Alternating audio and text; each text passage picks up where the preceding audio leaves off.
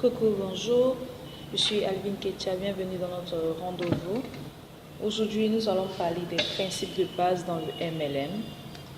Beaucoup de personnes vont se demander c'est quoi le MLM. Déjà, la définition littérale du MLM, c'est Multi-Level Marketing.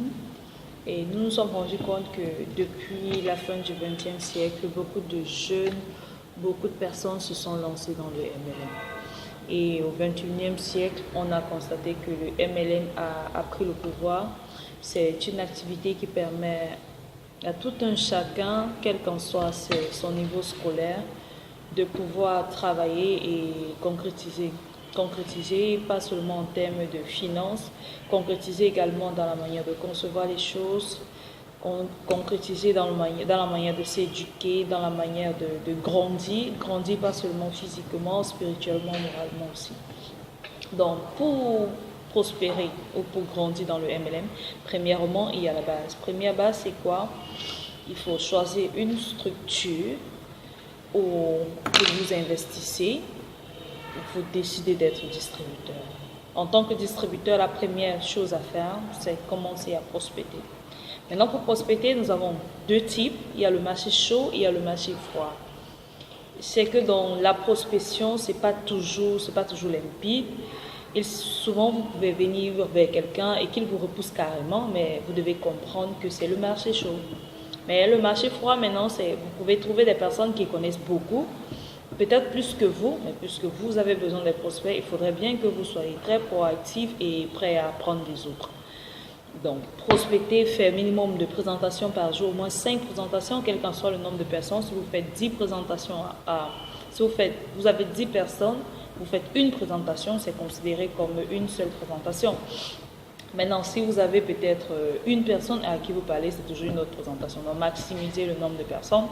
Et d'après ce que ou alors ce que j'ai fait comme statistique, c'est que plus vous faites des présentations, plus vous avez la possibilité de bâtir un réseau solide. Deuxièmement, c'est avant de présenter, bien évidemment, il y a prospecter. Donc, prospecter maximum, ne pas choisir. C'est prospère, ne pas choisir ou la zone où on doit les prospecter, ne pas sous-estimer les gens. Parce que ce que moi j'ai constaté, c'est que dans le marketing de réseau, beaucoup de personnes vont dire je ne pense pas que cette personne peut le faire, il n'a pas les qualités, il n'a pas l'argent. Normalement, le MLM, ce n'est pas pour les personnes qui sont déjà tournantées. C'est pour ces personnes qui ont une rage de réussir, ces personnes qui souffrent de peine, qui ont besoin de changer quelque chose dans leur vie, changer quelque chose dans leur quotidien. C'est pour ces personnes-là qui veulent s'affirmer dans la société. C'est pour ces personnes-là qui n'arrivent pas à s'assumer tous les jours et qui ont besoin d'une activité. Donc maintenant, allez vers ces personnes parce qu'ils sont nombreux dans vos quartiers, dans vos maisons. Ça peut être votre voisin, celui qui vous aide à blanchir vos habits ou à laver vos habits, votre coiffeur, etc. Ne choisissez pas l'endroit. Dans le taxi, dans le métro, où est-ce que vous suivez, où est-ce que vous trouvez, lorsque vous avez l'opportunité de présenter votre opportunité, à lâchez-vous. Dernièrement, c'est répété, que ce soit une routine. La prospection ou la présentation doit être votre quotidien. Ne dites pas que j'ai déjà assez prospecté, je m'arrête là et j'attends les retombées. Non, c'est tous les jours vous prospectez. Ça doit être une activité régulière, ça doit même être votre quotidien, votre style de vie. Donc voilà dans les trois pour réussir. Il y a d'abord prospecter, présenter et répéter. Donc voilà les trois clés pour bâtir ou alors pour avoir une fondation solide dans le MLM. Maintenant, en fonction des différentes personnes que nous trouvons ou qui existent dans le monde, Robert Kiyosaki, Christelle, s'il te plaît, la porte. Robert Kiyosaki a défini 4 catégories de personnes que nous trouvons dans le monde. Ça, c'est pas le cadran du cash flow, ça, c'est le cadran de l'existentiel ou alors du cadran de succès. Nous avons 4 personnes. Première catégorie, c'est-à-dire le cadran est comme ceci. À ce côté-ci, nous avons des personnes qui ont toujours raison. Ces personnes sont des personnes très éduquées, qui ont beaucoup de diplômes et on va les voir à partir de 30 ans, 40 ans, ils sont toujours en train de fréquenter parce qu'ils veulent donner le meilleur d'eux, ils veulent avoir le maximum de connaissances. Et dans chacune de leurs discussions, ils ne discutent pas pour tirer profit, ils discutent pour vous convaincre parce qu'ils savent qu'ils ont le bagage qui va avec. Et vous allez rencontrer ces personnes frustrées-là. après 50, 60 ans, on se rend compte que les études qu'on a faites ne nous ont même pas garanti un stage de vacances, encore moins un travail avec un bon salaire. Et c'est comme ça qu'on va commencer à se lancer dans du bordel. Donc, deuxième catégorie de personnes, c'est-à-dire du côté du bas, nous avons les personnes qui sont à l'aise ou alors les personnes qui sont confortables. Ce sont des personnes généralement qui n'aiment pas ce qui les stresse. Même si la maison est en feu, tout ce qu'ils font, c'est s'assurer qu'ils soient à l'aise. Rien ne leur dérange, ça ne leur perturbe pas, ça ne leur pénètre pas au fond. Ce qui leur plaît vraiment, c'est leur confort. Et une fois qu'ils sont confortables, on va plus se trouver dans les salariés. Une fois qu'ils ont le minimum, une fois qu'ils sont là dans leur stabilité financière, il n'y a pas de souci. Si j'aime et ils vont constamment te dire, si j'aime un peu, ça me va. Je ne veux pas viser gros, je veux pas.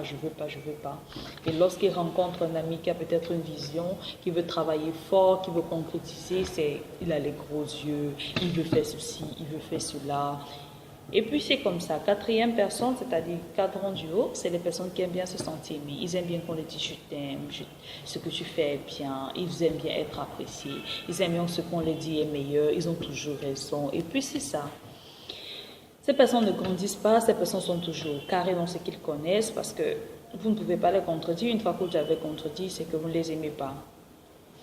Et nous avons les dernières personnes, c'est-à-dire les personnes qui sont les gagnants, ce sont des personnes qui savent, qui ne perdent pas du point de vue où ils sortent. Ils savent que la raison pour laquelle ils veulent réussir, c'est pas ce qu'ils veulent concrétiser, du moins c'est cette flamme qui bout en eux, cette flamme qui les pousse à travailler tous les jours, cette flamme qui est comme un repère pour eux. Et c'est justement par là qu'ils se focalisent tous les jours. Ils essayent de travailler dur pour améliorer la condition, travailler dur pour s'affirmer, travailler dur pour être une personne meilleure. Et c'est justement eux, cette minorité, qui parviennent à grandir. Et dans les mêmes statistiques, Robert Kiyosaki nous dit ceci, dans le MLM, soit nous avons 10 personnes motivées, déterminées, focalisées, qui ont choisi une seule structure où ils investissent et ils pourront maximiser 90% des revenus d'une structure où ils se sont investis, ou alors nous allons donc voir 90%, ça c'est spécialement chez les Africains, qui travaillent d'une manière acharnée mais pour ne bénéficier que de 10% des revenus de la société. Donc, où voulez-vous partir? Qu'est-ce que vous désirez? Comment faire pour changer cette situation? C'est la raison pour laquelle je suis là. Donc, ce que je souhaiterais vous dire, chers frères, chers amis, c'est que le plus difficile, c'est de savoir que la mort n'est pas triste. Ce qui est triste, c'est que la plupart des gens ne vivent pas de ce qu'ils font. On peut passer sa vie entière sans jamais se réveiller. Quand vivras-tu vraiment ton instant présent? Tu seras stupéfait de ce que tu peux faire. Comment commencer pour toi de te prendre en main, affronter le monde? Il faudrait que tu changes, il faudrait que tu essayes de devenir la personne. Parce que beaucoup de personnes viendront te dire que